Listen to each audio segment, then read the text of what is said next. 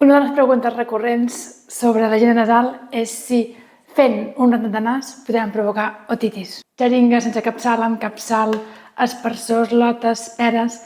Cap d'aquestes coses per si sola pot provocar una otitis, i és que perquè hi hagi otitis necessitem un virus que estigui en el conducte auditiu. Que hi ha algun tipus de rentat de nas que pot afavorir que enviem líquid o que no obstruïm prou i s'acumuli moc al conducte? Sí, però no podem dir que si rentes el nas d'aquesta manera provocaràs per força una otitis. Repeteixo, i és que per fer otitis, per fer una inflamació de l'orella, necessitem que hi hagi un virus a l'orella. No només aigua, no només variacions de pressions, no només molèstia d'enviar líquid cap allí, sinó un virus.